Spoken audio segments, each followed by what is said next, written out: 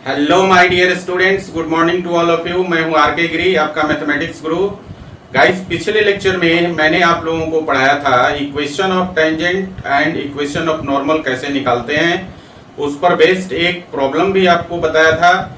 Guys, आज के lecture में हम लोग पढ़ेंगे दो कर्व के बीच का एंगल ऑफ इंटरसेक्शन क्या है, एंगल ऑफ इंटरसेक्शन कैसे निकालते हैं, ऑर्थोगोनल कर्व्स क्या है और दो कर्व को ऑर्थोगोनल होने का कंडीशन क्या होता है। ओके, तो चलिए आज का लेक्चर शुरू करते हैं। सो गाइस, हम लोगों को आज सबसे पहला टॉपिक पढ़ना है angle of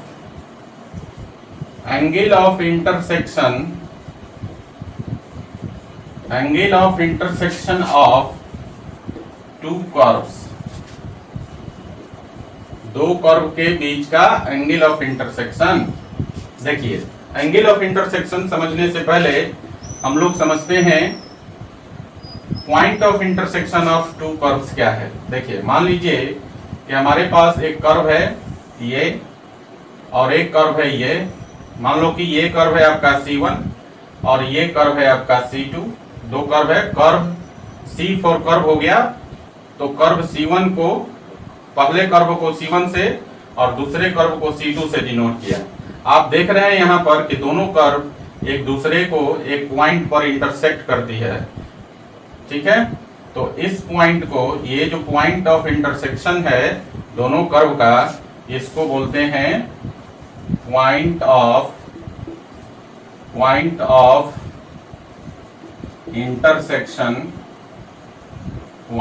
intersection of two curves. Clear है? ये जो पॉइंट है, जिस पॉइंट पर दोनों कर्व एक दूसरे को काटती है, उस पॉइंट को बोलते हैं point of intersection of two curves. Clear है? अब चलिए, अब हमें समझना है कि एंगल ऑफ इंटरसेक्शन क्या है इन दोनों कर्व का।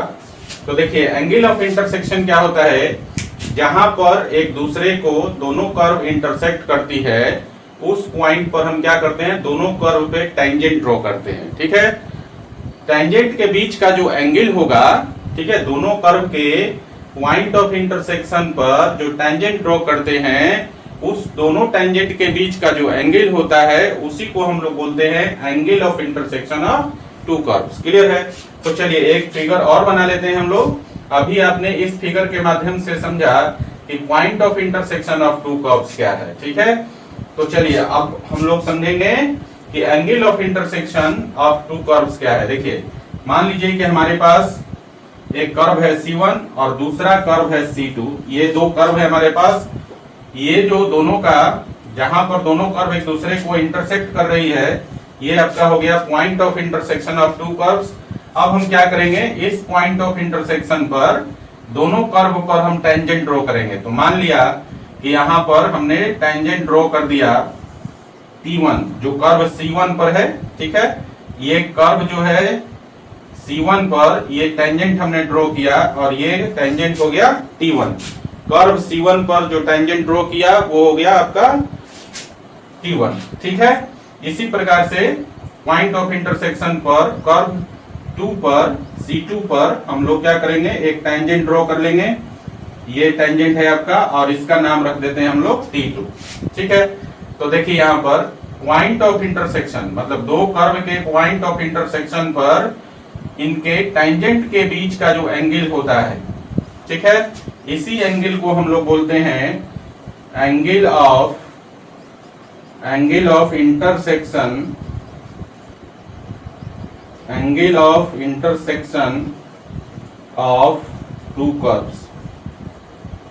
To curves. क्लियर है? Angle of intersection of two curves clear हो गया? एक बार फिर से समझिए, angle of intersection of two curves क्या है, दो कर्व के पॉइंट ऑफ इंटरसेक्शन पर ड्रॉ किए गए टेंजेंट्स, मतलब उनके टेंजेंट्स, कर्व के टेंजेंट्स के बीच का जो एंगल होगा, उसे हम लोग बोलते हैं angle of intersection of two curves. Clear है? चलिए, ये तो आप समझ गए कि angle of intersection of two curves क्या है। तो बच्चों, इसका डेफिनेशन क्या हो जाएगा, देखिए डेफिनेशन हो जाएगा अब इसका, the angle made between the tangents, the angle made between the tangents drawn, the angle made between the tangents drawn at the point of intersection of, at the point of intersection of two curves is called angle of intersection of two curves। Clear हो गया? तो ये आपका definition हो गया। दो curve के point of intersection पर खींचे गए टेंजेंट्स के बीच का जो एंगल होगा वो आपका angle of intersection of two curves हो जाएगा। क्लियर है बच्चों? अब हमें क्या करना है, आप अच्छी तरह समझ गए कि point of intersection of two curves क्या है, angle of intersection of two curves क्या है।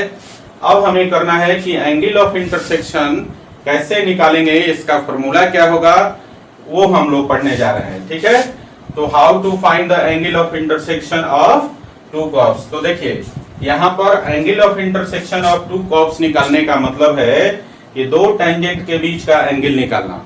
और टेंजेंट क्या होता है, स्ट्रेट लाइन होता है। तो इसका अल्टीमेटली मतलब ये हुआ कि दो स्ट्रेट लाइन के बीच का एंगल निकालना। ठीक है, और हम लोग 11th क्लास में स्ट्रेट लाइन में पढ़े हैं कि दो स्ट्रेट लाइन के बीच का एंगल कैसे निकालते हैं। ठीक है, आप लोग ऑलरेडी जानते हैं इस बारे में। तो देखिए हमारे पास, मैंने अभी बताया कि इसका फॉर्मूला निकालना है।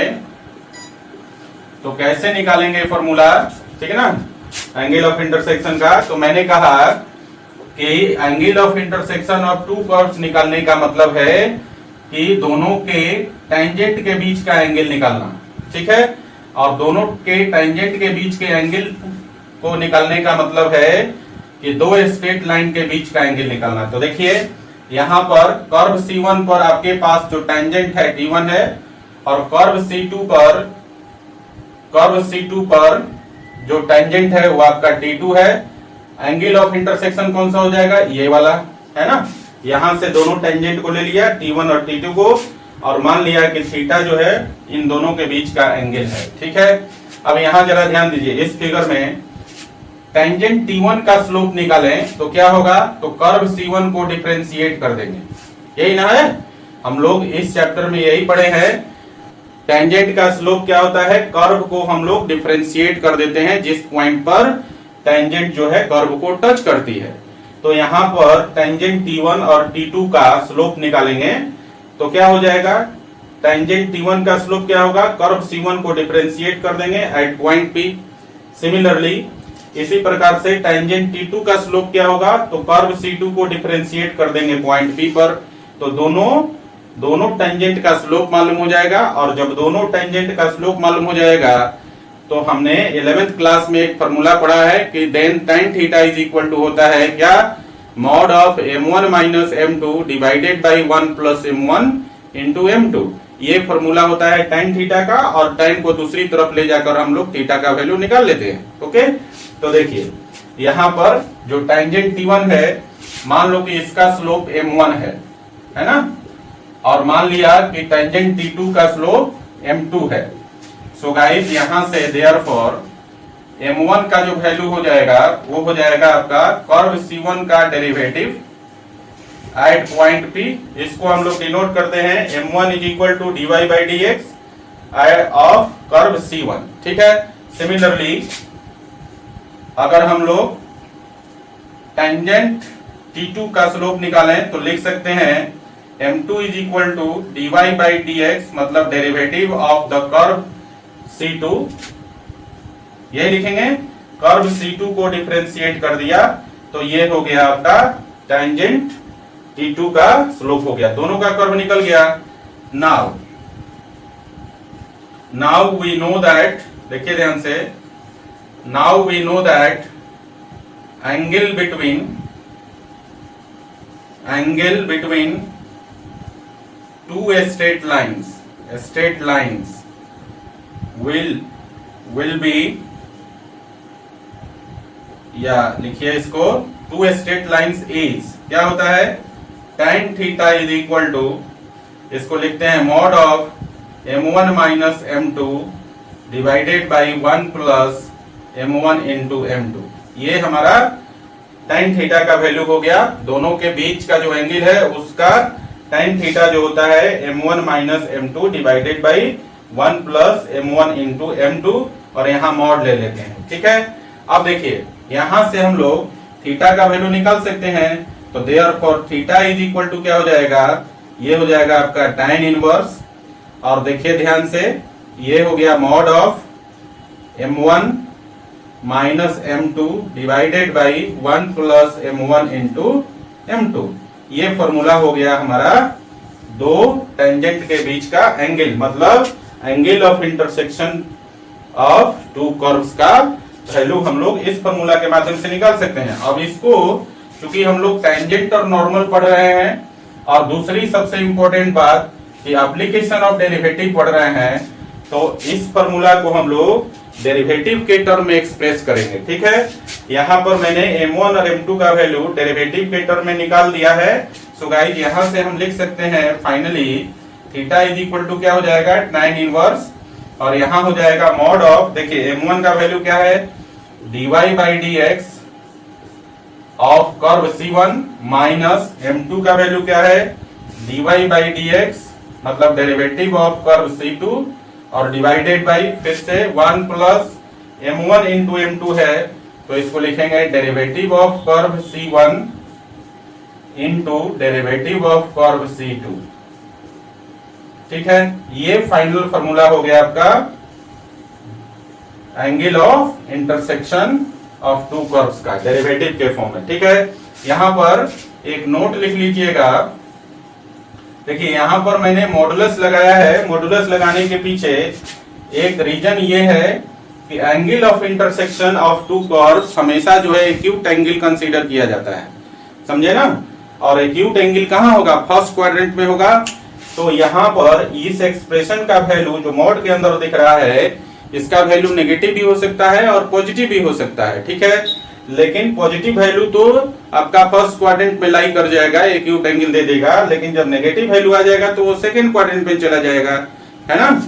तो इसीलिए हमने यहाँ पे मॉड लगा दिया है, क्योंकि हमें angle of intersection of two curves हमेशा क्या करना है, एक्यूट एंगल कंसीडर करना है। ठीक है, तो यहाँ एक नोट लिख लीजिएगा, angle of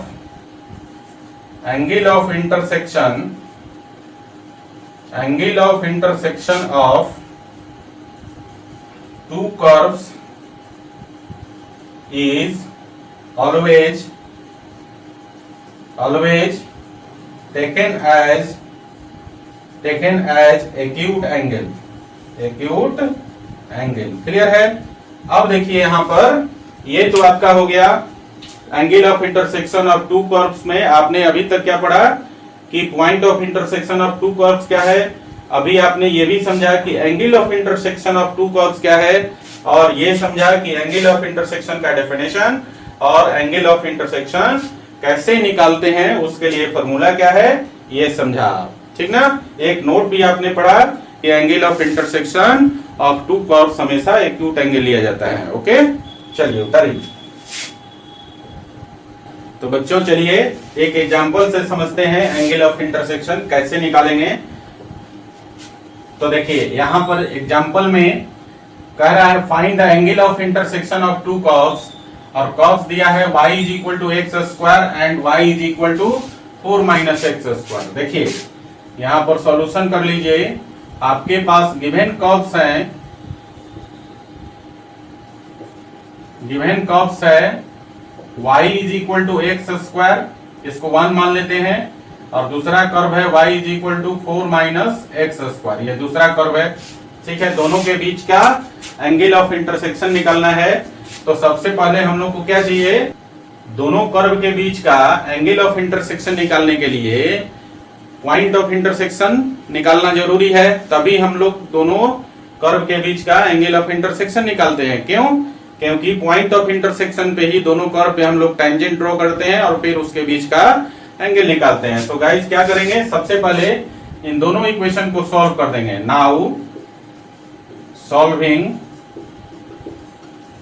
solving equation 1 and 2, तभी हमें पॉइंट ऑफ इंटरसेक्शन मिलेगा।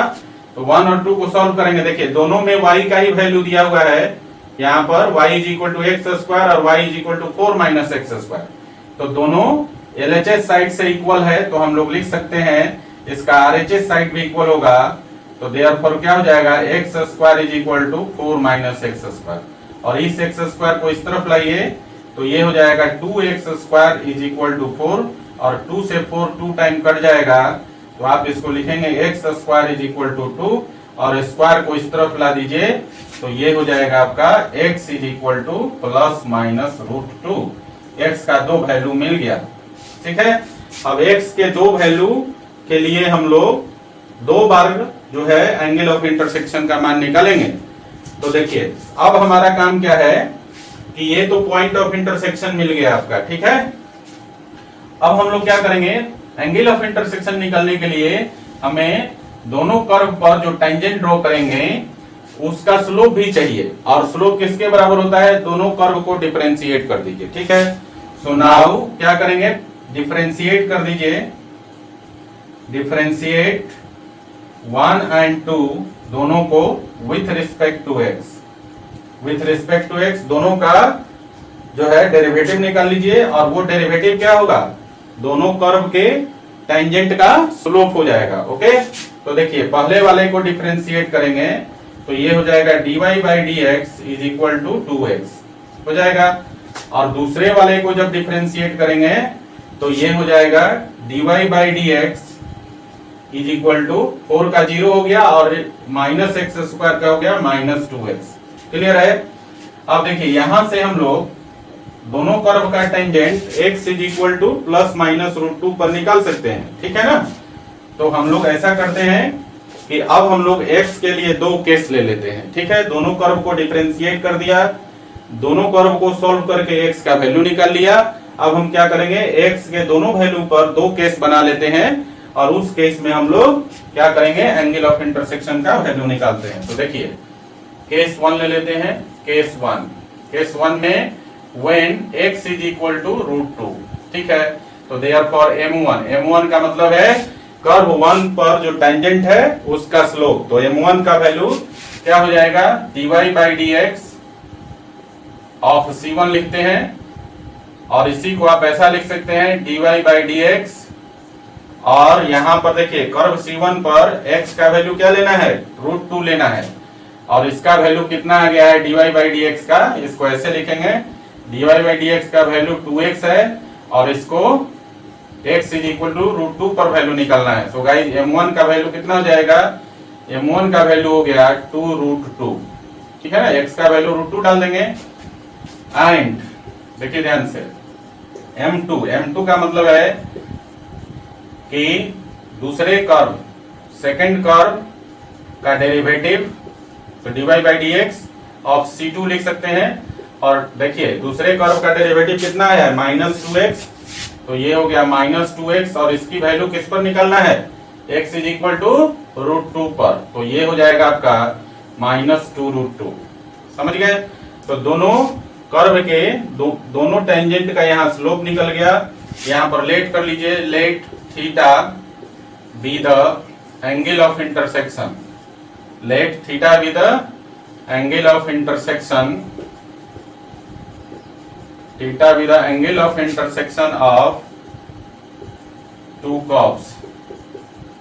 दोनों कर्व का एंगल ऑफ इंटरसेक्शन थीटा है, तो therefore theta is equal to आप क्या लिखते हैं, tan इनवर्स और mod of dy by d x of c1 minus dy by d x of c2, और divided by 1 plus dy by d x of c1 into dy by d x of c2, यही लिखते हैं। Formula हमने यही निकाला है।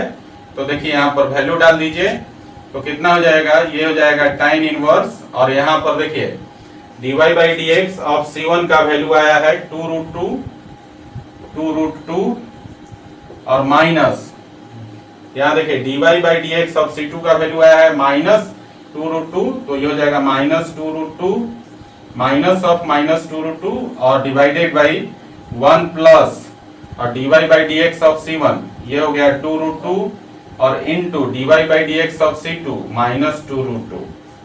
Clear है? तो देखिए ध्यान से क्या हो जाएगा, tan इनवर्स और यहाँ हो गया, देखिए ये माइनस और ये माइनस मिलकर प्लस हो गया, 2√2 में 2√2 को जोड़ेंगे तो ये हो जाएगा 4√2 और डिवाइडेड बाई 1 माइनस, यहाँ देखिए ये प्लस और माइनस मिलकर माइनस हो गया तो 1 माइनस 4√2 हो जाएगा, है ना, सॉरी 1 माइनस और यहाँ पर गुना कर दीजिए तो 2 2 जा 4 और √2 में √2 से गुना करेंगे तो ये हो जाएगा आपका कितना 2, तो 4 2 जा 8 हो गया तो 1 माइनस 8 हो गया। इसको आप लिख सकते हैं क्या, tan इनवर्स और यहाँ मॉड जरूर लगा दीजिएगा, तो tan इनवर्स ये हो जाएगा माइनस 4√2 बाई 7, है ना। और हमने मॉड इसीलिए लगाया था कि यहाँ पर जो है हमें एंगल ऑफ इंटरसेक्शन क्या कंसीडर करना है, एक्यूट एंगल कंसीडर करना है। सो गाइस फाइनली मॉड को हटा के और इसको हम लोग पॉजिटिव बना देंगे, है ना। तो गाइस हम लोग थीटा का वैल्यू क्या लिखेंगे, theta is equal to tan inverse और ये हो गया 4√2 बाई 7, ये अब आपका एक्यूट एंगल हो गया, ठीक है ना। वहां पे नोट लिखवाया था कि एंगल ऑफ इंटरसेक्शन हमेशा जो है एक्यूट एंगल कंसीडर करना है। यहाँ पर आपने देखा कि यहाँ पर मॉड के अंदर का एक्सप्रेशन मैंने बताया था कि नेगेटिव और पॉजिटिव दोनों हो सकता है, लेकिन आपको सिर्फ पॉजिटिव वैल्यू कंसीडर करना है। तो मॉड करेंगे तो इसका वैल्यू पॉजिटिव हो जाएगा, माइनस 4√2 बाई 7 का मॉडुलस करेंगे तो 4√2 बाई 7 हो जाएगा ना।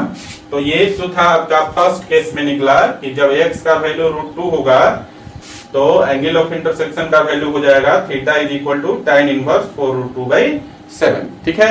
इसको जरा इस तरफ वाला राइट साइड वाला जरा लिख लीजिए ताकि हम लोग दूसरे केस में भी वैल्यू निकाल सके, ठीक है ना।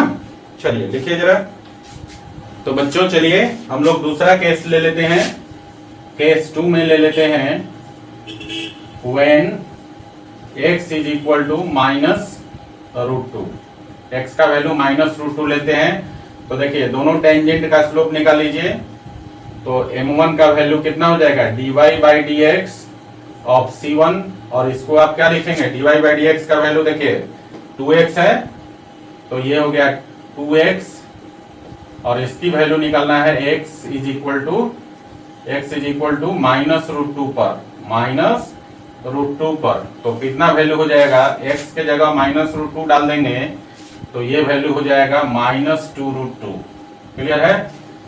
एंड m2 दूसरे टेंजेंट का स्लोप क्या लिखेंगे, dy by d x of C2 और इसको आप लिख सकते हैं, देखिए dy बाई डी एक्स दूसरे कर्व का डेरिवेटिव कितना है, माइनस 2x और माइनस 2x का वैल्यू कहाँ निकालना है, x is equal to minus √2 पर। तो देखिए ध्यान से x का वैल्यू माइनस √2 डालेंगे तो माइनस माइनस प्लस हो जाएगा और ये वैल्यू आपकी हो जाएगी 2√2। क्लियर है।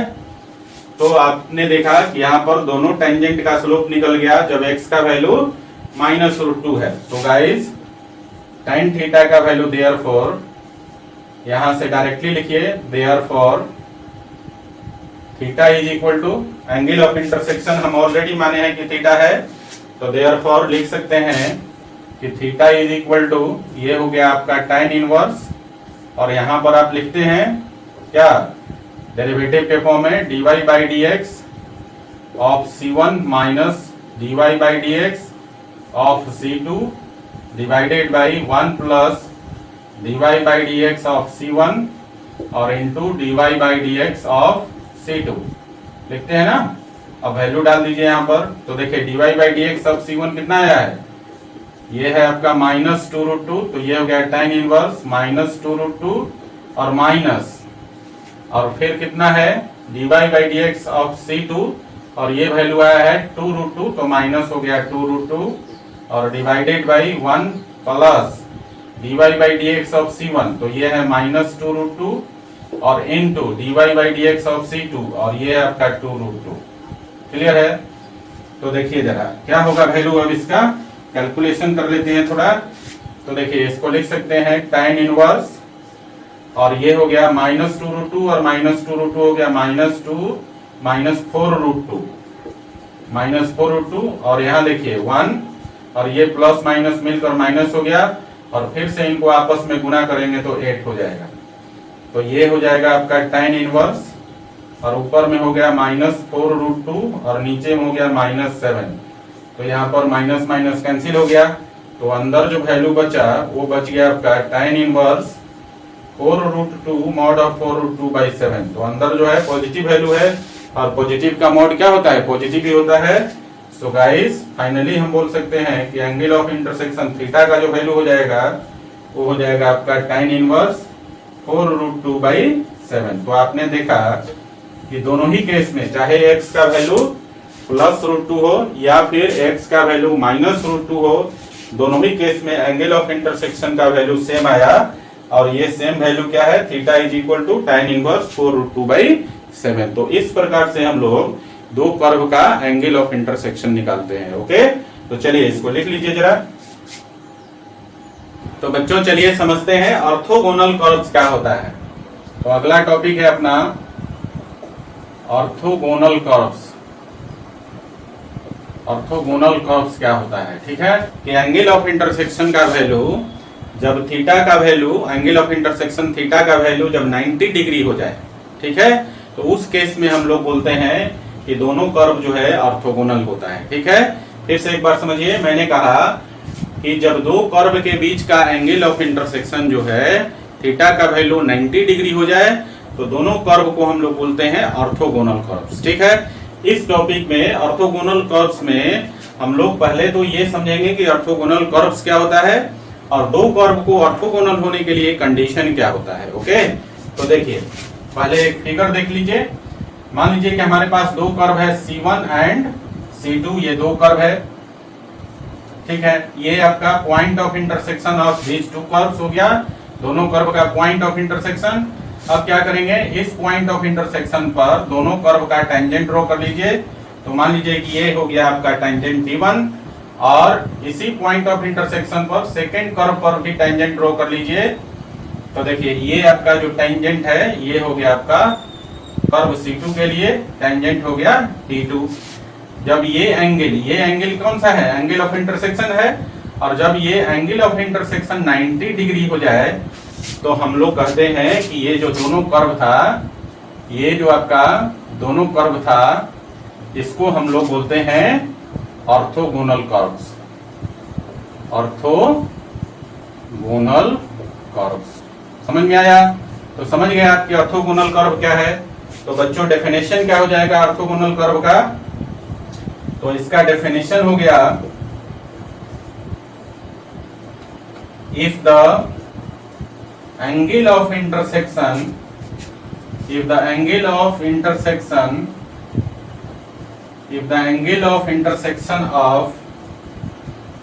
of two curves is 90 degree, देखिए if the angle of intersection of two curves is 90 degree, और इसी को बोलते हैं राइट एंगल, ठीक है ना, ऐसे भी बोल सकते हैं, if the angle of intersection of two curves is right angle, then the two curves are called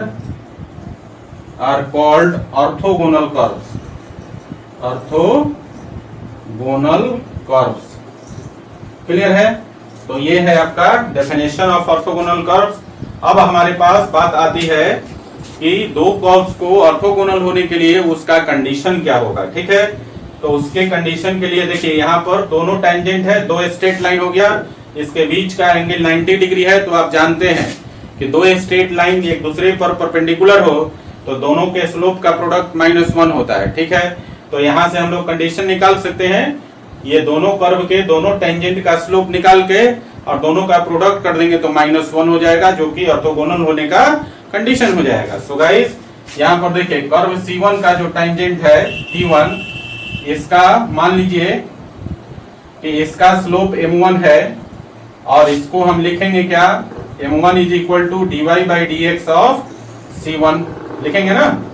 और मान लीजिए कि ये जो कर्व आपका C2 का जो टेंजेंट है T2, इसका स्लोप मान लीजिए कि M2 है, तो M2 को हम क्या लिखेंगे, dy by dx of C2। तो ये हमारे पास दोनों कर्व के दोनों टेंजेंट का स्लोप निकल गया। So guys, now we know that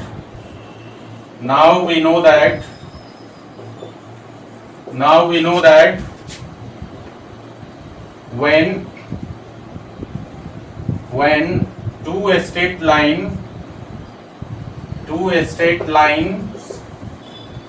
now we know that when two straight lines becomes perpendicular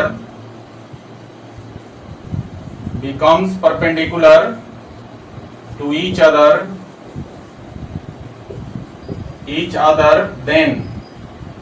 then हम लोग क्या लिखते हैं, m1 into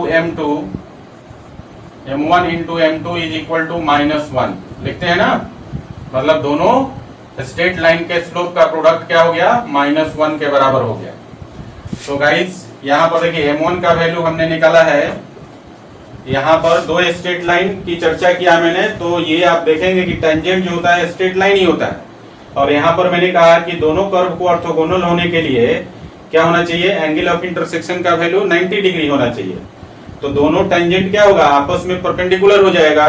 तो उस केस में हम लोग क्या लिखेंगे, दोनों के स्लोप का प्रोडक्ट -1 के बराबर, और उसके हिसाब से m1 और m2 का वैल्यू डाल दीजिए। सो गाइस ये हो जाएगा अब आपका dy by dx of C1 into dy by dx of C2 is equal to -1।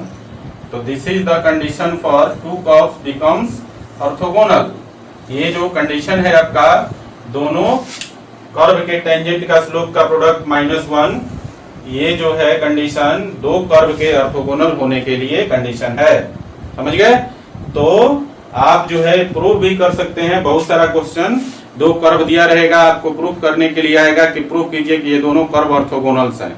तो उसके लिए क्या करेंगे, इस कंडीशन को सेटिस्फाई अगर आप कर देते हैं तो प्रूफ हो जाएगा कि ये जो दोनों कर्व है वो आपस में क्या है, ऑर्थोगोनल है। ठीक है, तो इसको लिख लीजिए, फिर हम लोग इस पर एक एग्जांपल कर लेते हैं ताकि ऑर्थोगोनल कर्व्स और ऑर्थोगोनलिटी का कंडीशन जो है ये आपका बिल्कुल क्लियर हो जाए। ठीक है ना, चलिए इसको उतारिए जरा। तो बच्चों चलिए, ऑर्थोगोनलिटी और ऑर्थोगोनल कर्व पर एक एग्जांपल है। देखिए एग्जांपल कहता है आपसे, so that the curves x³ - 3xy² + 2 is equal to 0 and 3x² y - y³ + 2 is equal to 0 cuts orthogonally. ठीक है, आपसे कह रहा है कि ये जो दोनों कर्व है ऑर्थोगोनल है, आपको प्रूफ करना है। ठीक है, तो देखिए यहाँ पर आपके पास जो गिवन कर्व्स हैं, ये जो दोनों गिवन कर्व्स है आपका, पहला है x³ - 3xy² + 2 is equal to 0, ये पहला कर्व है। और दूसरा कर्व है आपके पास 3x² y - y³ + 2 is equal to 0। ये दोनों दो कर्व है आपके पास। ठीक है, आपको प्रूफ करना है कि ये दोनों ऑर्थोगोनल कर्व्स हैं। ठीक है, तो आपको क्या करना होगा, आप जो है इन दोनों कर्व की ऑर्थोगोनलिटी चेक करेंगे और उसके कंडीशन को सेटिस्फाई करेंगे, जो हमने अभी आपको जस्ट पीछे वाला लेक्चर में बताया। ठीक है, तो उसके लिए हमको क्या करना होगा, इन दोनों कर्व के टेंजेंट का स्लोप निकालना होगा। ठीक है, और उन दोनों टेंजेंट के स्लोप का प्रोडक्ट अगर -1 आ जाता है तो ये प्रूफ हो जाएगा कि दोनों कर्व क्या है, ऑर्थोगोनल है। ठीक है ना, तो क्या करेंगे, पहले कर्व को डिफरेंशिएट कर लेते हैं। तो देखिए इसको आप डिफरेंशिएट कर लीजिए, differentiate with respect to x, तभी आपको dy by dx निकलेगा, फर्स्ट कर्व का डेरिवेटिव का वैल्यू। तो देखिए क्या हो जाएगा, x³ का डेरिवेटिव हो गया 3x² और माइनस यहाँ पर देखिए xy² है, 3 को आप बाहर रख लीजिए और xy² है, ये प्रोडक्ट रूल लगा दीजिए। तो ये हो जाएगा इसका डेरिवेटिव y² और x का 1 हो गया, प्लस x इंटू y² का डेरिवेटिव 2y और फिर y का x के रिस्पेक्ट में dy by dx, और 2 का हो गया 0 और इधर ऑलरेडी 0 है। तो ये हो गया आपका 3x² माइनस 3y², 3 से गुना कर दीजिए अंदर, और यहाँ देखिए ये है 2xy में 3 से गुना करेंगे तो प्लस माइनस माइनस हो जाएगा 6xy और dy बाई dx, ठीक है, इज इक्वल टू 0। इस टर्म को dy बाई dx वाले टर्म को दूसरे तरफ लेकर चले जाइए, तो यहाँ इन दोनों में आपका 3 कॉमन हो जाएगा और ये हो जाएगा x square minus y square, और इसको उस तरफ ले गए तो ये हो गया 6xy और dy बाई dx हो जाएगा। अब देखिए यहाँ 3 से 6 कट जाएगा 2 टाइम, और इस 2 को इधर रख कर देंगे 2xy को, यहाँ से 2xy बच गया तो इसको इधर कर देंगे तो डिवीजन में हो जाएगा। तो गाइस यहाँ से dy बाई dx का जो वैल्यू निकल गया वो हो जाएगा आपका x square minus y square और डिवाइडेड बाई 2xy। क्लियर है, ये आपका फर्स्ट कर्व का डेरिवेटिव निकल गया। इसी प्रकार से क्या करेंगे, इस सेकंड कर्व का भी डेरिवेटिव निकाल लेंगे। तो यहां भी आप लिख लीजिए, डिफरेंशिएट कर लीजिए, differentiate with respect to x। Second curve को भी दोनों तरफ x के रिस्पेक्ट में डिफरेंशिएट कर लेंगे। सो गाइस ये हो जाएगा आपका देखिए 3, और यहाँ फिर से x स्क्वायर y, यहाँ पर 2 फंक्शन है, प्रोडक्ट रूल लगा दीजिए। तो देखिए y तो y हो गया और x स्क्वायर का डेरिवेटिव हो गया 2x, तो ये हो जाएगा 2xy और प्लस x स्क्वायर और y का डेरिवेटिव x के रिस्पेक्ट में हो गया dy बाई dx। क्लियर है, और प्लस यहाँ देखिए सॉरी माइनस, और वाई क्यू का डेरिवेटिव हो गया 3y स्क्वायर और इंटू dy बाई dx, और 2 का 0 और RHS में भी 0 दिया है, तो ये हो गया इक्वल टू 0। ठीक है, इस ब्रैकेट को ओपन कर लेते हैं, तो ये हो जाएगा 6xy और प्लस हो जाएगा 3x square dy by dx और minus 3y square dy by dx is equal to 0। क्या करेंगे, इस दोनों टर्म को dy बाई dx वाले टर्म को उस तरफ ले जाएंगे, ये हो गया आपका 6xy और इज इक्वल टू, इसको ले जाएंगे तो उधर पॉजिटिव हो जाएगा, तो ये हो जाएगा 3y स्क्वायर और ये आपका जाएगा तो नेगेटिव हो जाएगा माइनस 3x स्क्वायर। ये हो गया आपका 3y square minus 3x square और dy बाई dx आपका कॉमन निकल गया। ठीक है, अब यहाँ से 3 भी बाहर निकाल सकते हैं, तो इसको ऐसा कर देते हैं कि ये हो जाएगा आपका 6xy और यहाँ से माइनस 3 कॉमन निकाल लीजिए, क्योंकि यहाँ पर जो फर्स्ट कर्व का डेरिवेटिव आया है वो x square minus y square के टर्म में आया है, तो उसी टर्म में इसको एक्सप्रेस कर देंगे। ठीक है ना, तो यहाँ देखिए ध्यान से, यहाँ माइनस 3 कॉमन निकाल लिया तो ये हो जाएगा x square minus y square और इंटू हो गया dy बाई dx। ठीक है, इस 3 से 6 कट जाएगा 2 टाइम और इसको हम इस तरफ लाएंगे तो डिवीजन में हो जाएगा। तो गाइस फाइनली हम लोग लिख सकते हैं dy बाई dx का जो वैल्यू हो जाएगा वो हो जाएगा आपका minus 2xy by x square minus y square. तो ये निकल गया आपका सेकेंड कर्व का डेरिवेटिव। ठीक है ना, ये माइनस इस तरफ आके माइनस हो गया और ये टर्म जो है x square minus y square इधर आके डिवीजन में हो गया, तो सेकेंड कर्व का डेरिवेटिव हो गया आपका minus 2xy divided by x square minus y square. दोनों कर्व का डेरिवेटिव निकल गया। तो अब हम लोग क्या करेंगे, दोनों कर्व के टेंजेंट का स्लोप निकालेंगे। ठीक है, तो देखिए, सो गाइस नाउ यहां पर लिख दीजिए स्लोप ऑफ टेंजेंट्स। मान लिया कि पहले टेंजेंट का जो स्लोप है m1 है, तो m1 को हम लिखेंगे dy by dx of c1 और इसका वैल्यू देखिए, कर्व c1 का डेरिवेटिव यही था और ये वैल्यू आ गया आपका x square minus y square by 2xy and दूसरे टेंजेंट का स्लोप मान लेते हैं कि m2 है, तो m2 हो जाएगा dy by dx of c1 और देखिए यहाँ पर dy बाई dx c2 होगा, यहाँ पर dy by dx of c2। तो देखिए सेकंड कर्व का डेरिवेटिव आया है आपका minus 2xy by x square minus y square. ठीक है, अब क्या लिखेंगे हम लोग, नाउ देखिए इसको प्रूफ करना था कि ये दोनों कर्व ऑर्थोगोनल हैं, तो क्या करेंगे, दोनों के स्लोप का प्रोडक्ट कर देंगे। ठीक है, सो नाउ यहाँ पर निकालेंगे dy बाई dx, मतलब ये ऐसे करेंगे हम लोग m1 इंटू m2 का वैल्यू निकालेंगे। तो देखिए दोनों कर्व के टेंजेंट का स्लोप, और इसको हम क्या लिखेंगे, dy by d x of c1 into dy by d x of c2 लिखेंगे ना। और देखिए इसका value dy by d x of c1 का वैल्यू आया है x square minus y square by 2xy, और इंटू इसका value dy by d x of c2 आया है minus 2xy by x square minus y square. तो देखिए यहाँ पर 2xy ऊपर नीचे कैंसिल हो गया, और x square minus y square भी ऊपर नीचे कैंसिल हो गया। तो क्या बच गया, इस तरफ 1 बच गया। मतलब ये हो गया आपका m1 into m2 is equal to -1 हो गया ना। दोनों कर्व के टेंजेंट का स्लोप का प्रोडक्ट -1 हो गया।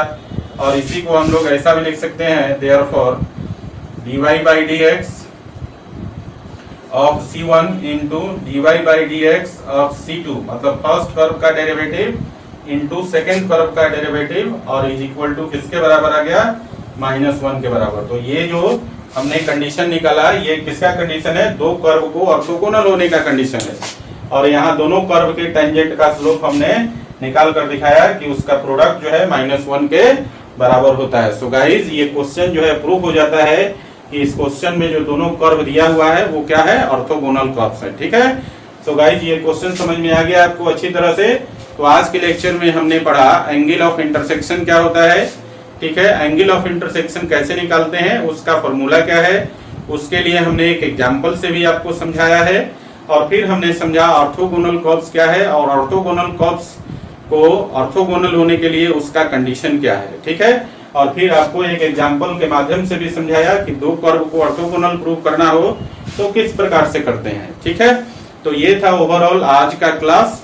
ठीक है, आज के क्लास बस यहीं तक। अगले क्लास में हम लोग क्या करेंगे, एक्सरसाइज 6.3 का क्वेश्चन आंसर करेंगे। Thanks for watching, keep in touch, do like, share and subscribe.